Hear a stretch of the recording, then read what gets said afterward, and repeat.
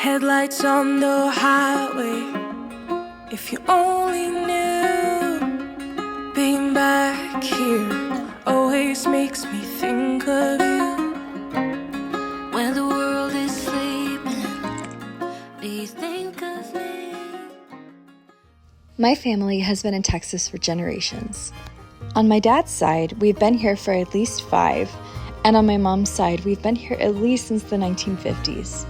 And if you're from Texas, you know that one of the most beautiful parts about living in this state is our proximity to Mexico and Mexican food. I lived in Texas for the first 18 years of my life, so I was in for a very rude awakening when I went off to college in Arkansas. Now, there is absolutely delicious food to be had in Arkansas, and some of it is cooked by my parents-in-law, but absolutely none of it could be considered Tex-Mex. I no longer had H-E-B access or a Los Cucos down the road, and most of the time I ended up buying plastic containers of what called itself pico de gallo from Walmart.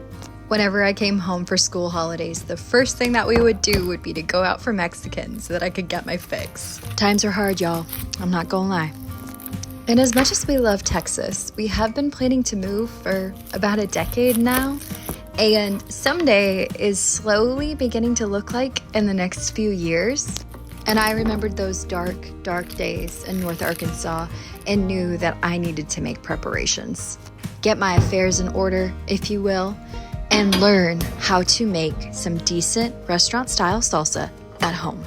Obviously, you can tell by looking at me that I am an Anglo-Saxon girly.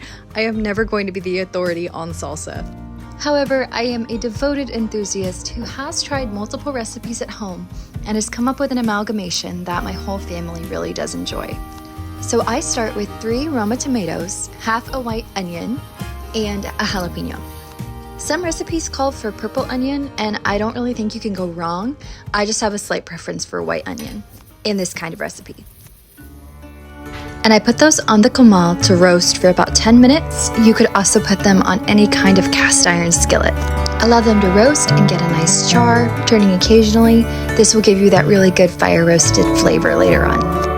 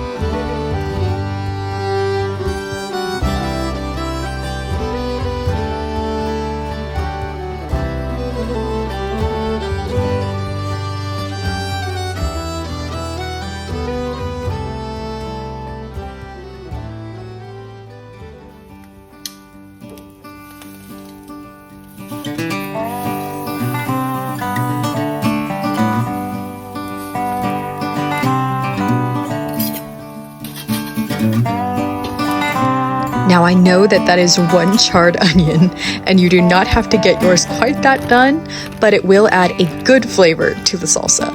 Likewise with the jalapeno, that is the one wild card in this recipe because you just can't tell by looking at a jalapeno how hot it is. Mine, as you saw, was quite wrinkly, and that is usually an indication that it will knock your socks off a little bit. But typically with a regular fresh jalapeno, you just don't know and you gotta roll the dice. Since the tomatoes are getting close to ready, I went ahead and peeled some garlic. In this instance, I did 3 cloves.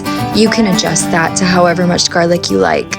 Don't tell anyone, but I also think garlic tastes great if you don't want to fuss with the fresh garlic. And I toast these very briefly. Typically the camal is already pretty hot, but also in general I've found that garlic just roasts pretty fast. And so don't walk away at this part.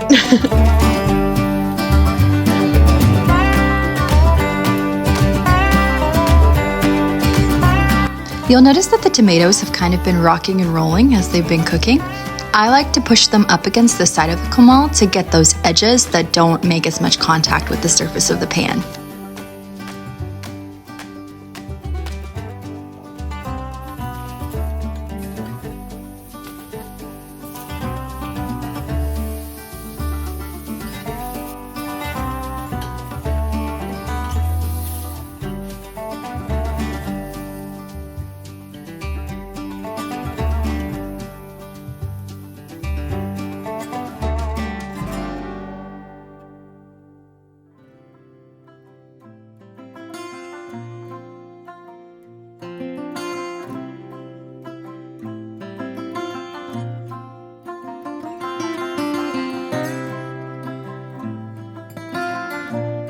And finally, those are ready to go in the bag with the rest of the ingredients. And then I like to squish all the air out of the bag and let them sit there for a few minutes.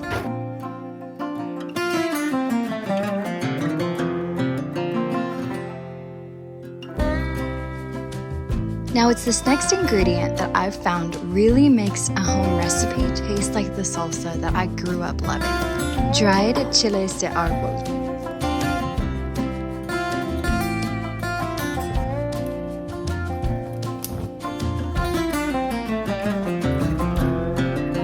Now I'm going to toast these in the remnants of the tomato garnish. Now, just like with the garlic, be sure not to toast these for too long. If you leave them for more than a minute or so, they will get bitter and that will not taste good in your salsa.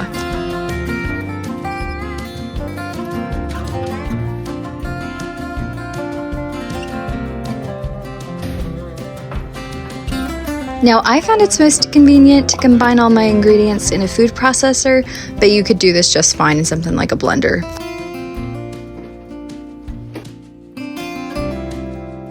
In this instance, the veggies had cooled off enough that I felt comfortable just using my hands, but if not, you can always use tongs. And I like to cut them up into smaller pieces. I find it's easier that way to put it all slowly into the food processor.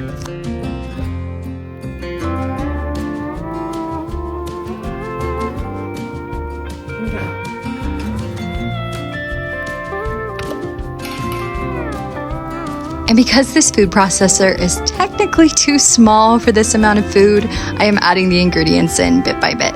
Quartering the onion in particular is very helpful.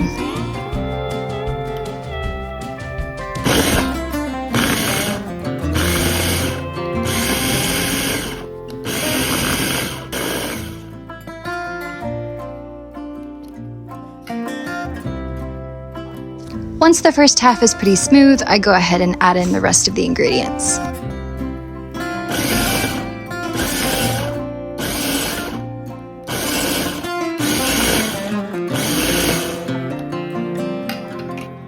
And then, as the piece de resistance, I add in my chiles.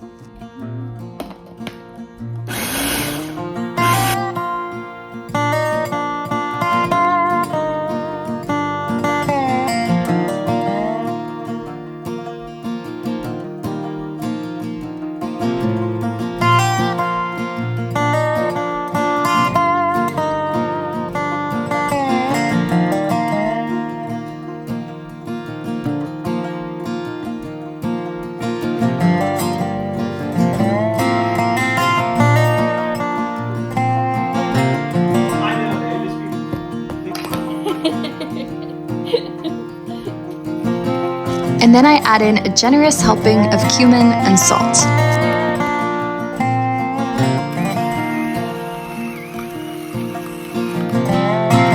And in this batch, I did the juice of half a lemon, but I've heard that orange juice tastes really good and lime. You can try any kind of combo that you want and see what your family most enjoys.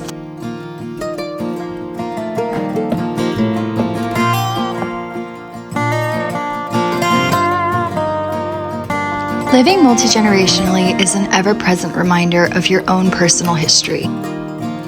We have deep roots here, and it's overwhelming sometimes to imagine transplanting a family tree that's over 2 centuries old.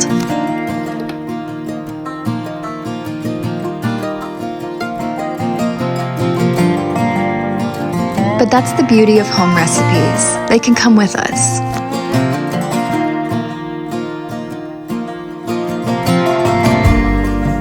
Wherever we go, I'll know that I can make this salsa that tastes like these years of my life. And in a way, I get to bring along the part of our family history that happened here and keep a part of it forever. Thank you so much for stopping by Posey's house, and we hope to see you again soon.